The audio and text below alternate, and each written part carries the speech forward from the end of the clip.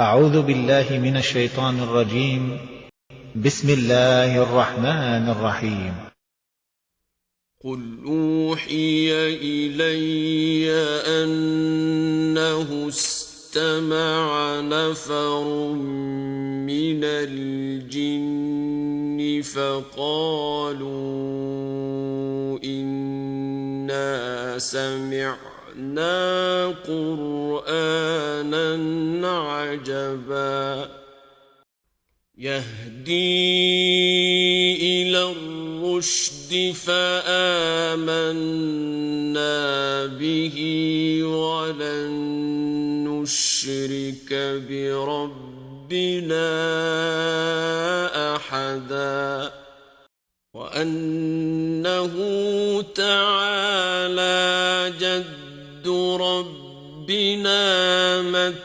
اتخذ صاحبة ولا ولدا وأنه كان يقول سفيهنا على الله شططا وأنا ظننا أن لن تقول الإنس والجن على الله كذبا وأنه كان رجال من الإنس يعوذون برجال من الجن فزادوهم رهقا وأنهم ظنوا كما ظننتم أن لن يبعث الله أحدا وأنا لمسنا السماء فوجدناها ملئت حرسا شديدا وشهبا وأنا كنا نقعد منها مقاعد للسمع فمن يستمع الآن يجد له شهابا رصدا وأنا لا ندري أشر أريد بمن في الأرض أم أراد بهم ربهم رشدا وأنا منا الصالحون ومنا دون ذلك كنا طرائق قددا وأنا ظننا أن لن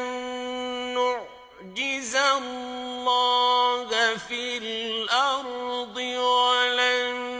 نعجزه هربا وأنا لما سمعنا الهدى آمنا به فمن يؤمن بربه فلا يخاف بخسا ولا رهقا وأنا منا المسلمون ومنا القاسطون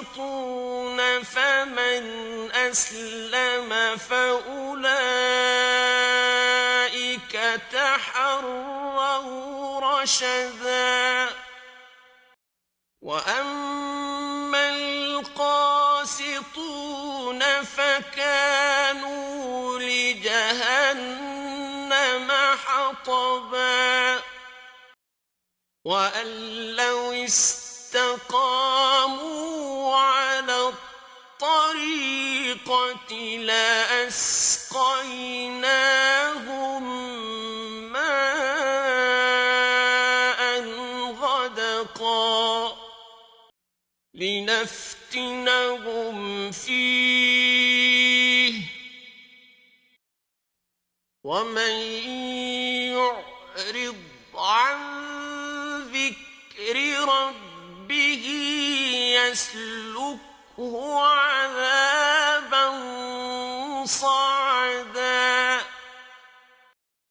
وأن المساجد لله فلا تدعوا مع الله أحدا وأنه لما قام عبد الله يدعوه كادوا يكونون عليه لبدا قل إنما أدعو ربي ولا أشرك به أحدا قل إني لا أملك لكم ضرا ولا رشدا قل إني لن يجيرني من الله أحد ولن أجد من دونه ملتحدا إلا بلاغا من الله ورسالاته ومن يعص الله ورسوله فإن له نار جهنم خالدين فيها أبدا حتى إذا رأوا ما يوعدون فسيعلمون من